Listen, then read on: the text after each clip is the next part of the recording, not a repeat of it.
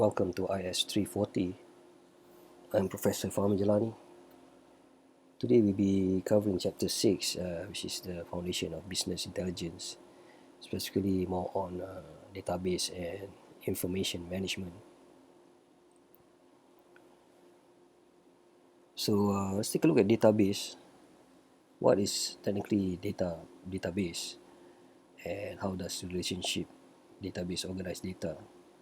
So database, as we all know, is technically a collection of records, for example, people or things, or maybe places. In the olden days, people do file it on the cabinet. This is technically physically. And then you talk about entity. This is basically you categorize item. In this case, if you have a company, you have supplier, parts, and attributes. Attributes are basically, in this case, example, supplier, who are the names of the supplier and the address, parts, description, part number, price, okay, and the supplier, for example.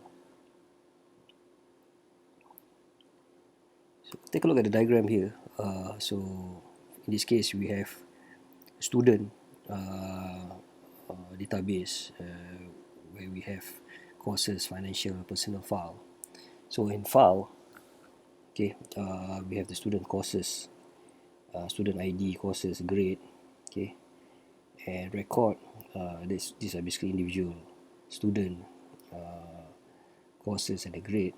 Field, what's the field, okay, this is subject name, for example. Then you go narrow down to bytes and bits. Let's take a look at relational database. This is basically two dimension. Okay, I mentioned earlier, each table will have the entity, customer, supplier, parts, sales, and field are basically attributes. Okay, these are basically the column, and rows are basically the records. Okay, and they would comes with a unique key. Okay, with a primary key on one field. This is technically the primary key, which could not be changed. Okay, it could be auto-generated or manually key in. Okay? And it's very unique, which we will take a look at the next diagram. Here we see the example where we have the column, basically the attributes of field. You have supply numbers, supply names, street, city, state, and zip code. Okay, and we have the primary key here, which is the supplier, which are unique for different suppliers. Okay, and the rows are basically the records. Okay. Other than that, we have parts too. Okay, right. These are basically primary key, and we have foreign key. Foreign key refers to the supplier, which is the previous slide.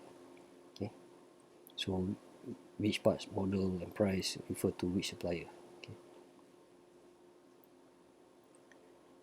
Let's take a look at relationship. Since it's not Valentine's, today is Valentine's. Okay, sorry about that. So relationships refer to the relationship between, for example, parts and supplier. Be one-to-one relationship, one-to-many, or many-to-many. Okay. So as the table previously we covered, this is basically the relationship between supplier and parts. Okay. One supplier could have many parts. Okay. Right. So next we have normalization. So normalization is pretty much to reduce redundancy, okay, or many-to-many relationship. Increase stability. This is to increase stability and flexibility, right? So if you have many parts of supplier, so you minimize redundancy, rather than if you have too many parts table. Okay. Referential integrity, technically uh, the relationship between supplier and parts, okay, needs to be legit, in this case consistent, right, between this foreign key and the primary key. So here we have a sample order report. Okay, order number, supplier, parts number, okay, and on the final database system, right, okay, we have the part line item and order number and the supplier, okay, and these are all connected through the diagram, the entity relationship diagram, okay, where the supplier has the parts and is ordered for the line item, and the PO is being sent out, purchase order. So next we take a look at database management system. This is basically to create, sort, okay, access and organize database, okay, and the views are separated in terms of logical and physical, okay, and so logically end user will view what they want to see, but in actual fact physically on the back end is different, okay. This could be done by Access or Oracle, SQL server, right. An example here we can see is employee database, okay, name, social security number, health, okay, that's benefit views, and we have the payroll view, okay. And on the data HR database, it's pretty combined, but having gone through the DBMS, end user could customize what the view is.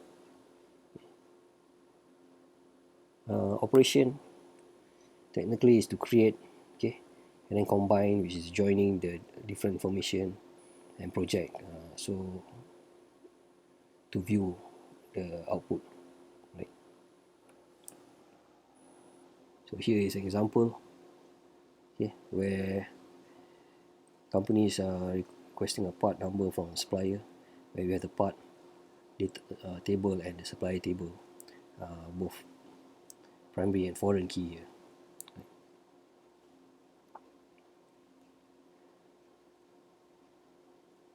Capabilities, right, as we can see from the example, you can specify what you want a database to look at, okay? Definition, okay, availability of the dictionary, and the language used could be SQL and or Access to report the report, to generate the report. An example here we can see Access, okay, a view, right, where you can run a query, for example, and these are basically the supplier name, okay, and when you run it, it will technically show you the output, or by SQL, where you put in the codes, okay, with the part supplier, part numbers, okay, right, you get output. And here we mentioned about the query, okay, right, where we have the relationship one to many, for example, part and supplier in Access, right. Next, we take a look at a non-relational database. This is basically a very large database, unorganized most of the time, non-SQL. They are more flexible, no structured, unstructured. Okay, example could be Amazon simple database. On top of that, we have cloud database, where Amazon do provide the services. Price are based on usage, so it's cheaper, less maintenance, right. Some challenges for big data, we're massive, okay. Today we have so much information from the social media, example data, okay, IoT, Internet of Things, big data, right, cloud, okay, and there's a lot of opportunity, okay. For example, customer behaviors and weather pattern, okay, requires new technology. Business intelligence, we take a look at individually. It's very useful today. We have data warehouse, data mart, Hadoop, in-memory computing and analytical tools. These are RAMs, for example. So the first one will be data warehouse. So what we know today,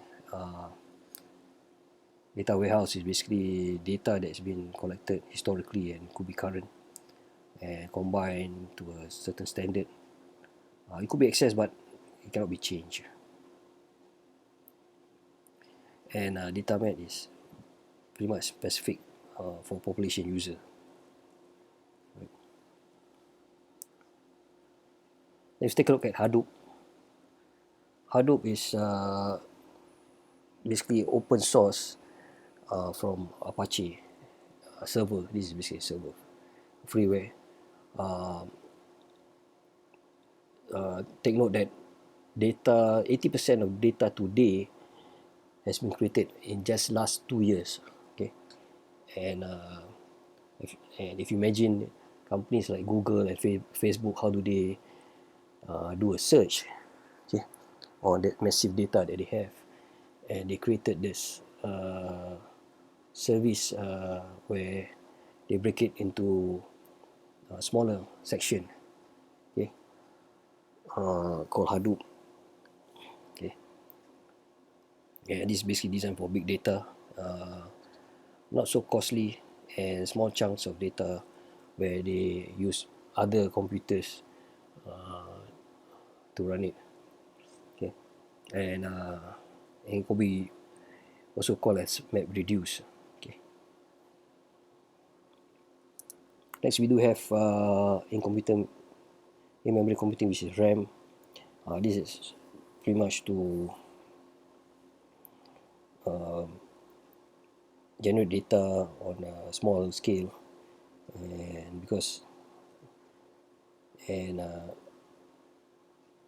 of the size of data is not big, so it's quite fast. It reduces bottlenecks and time, okay, and also cost. Next, we have analytic platform, pre-configured hardware and software. You can query the system, analyze a memory system.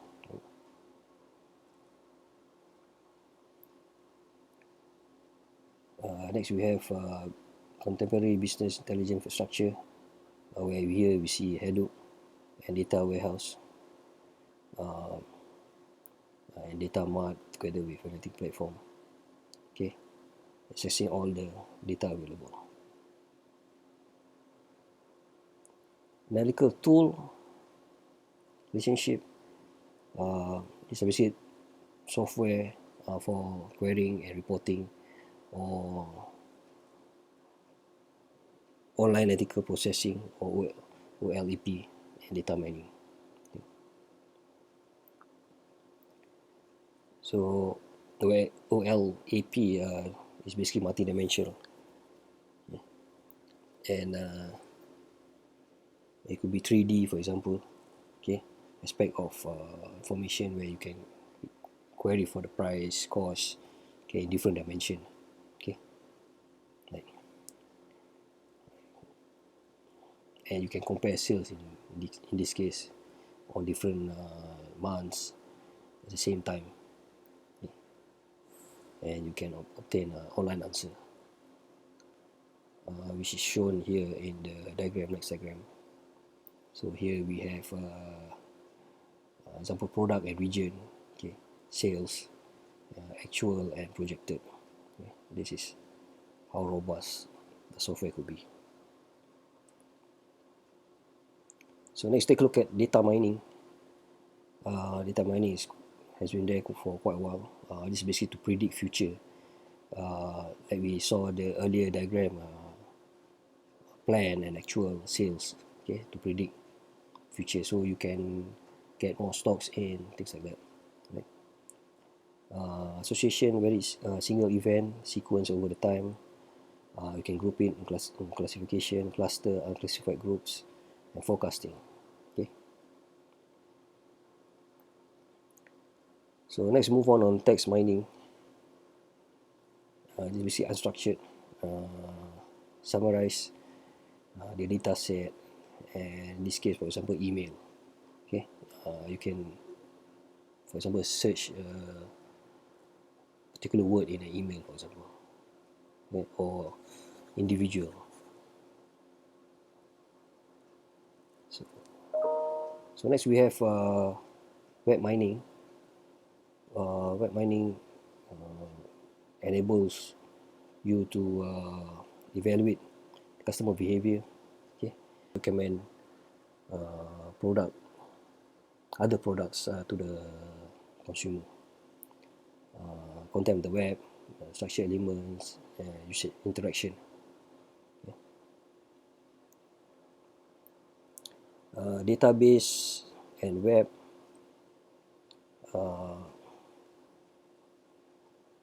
So companies use this information pretty much to advertise, for example, to customer and partners, where they use middleware, okay, web server, CGI, okay. This is basically to combine both the database and web,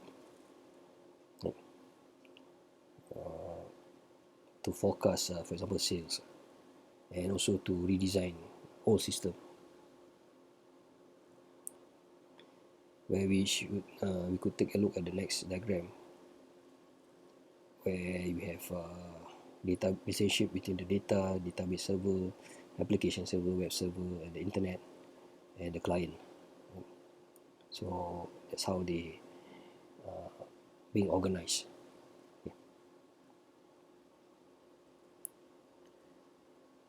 Let's take a look at policy. So policy, technically the rules and procedure of the company for information being administrated, okay, and also maintained in the database. So as you, for example, as you use the Facebook or Instagram or TikTok, there's a clause for you to take note that agreement between the customer or consumer, how the data is going to be used.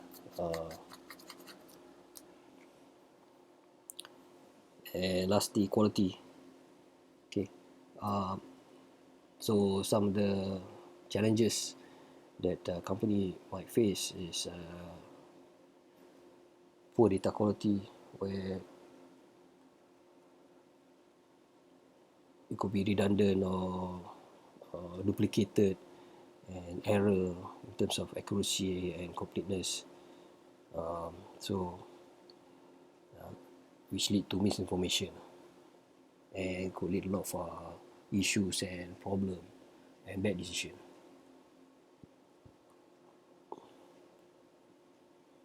So that's pretty much it for the class today. If you have any question, please feel free to email me.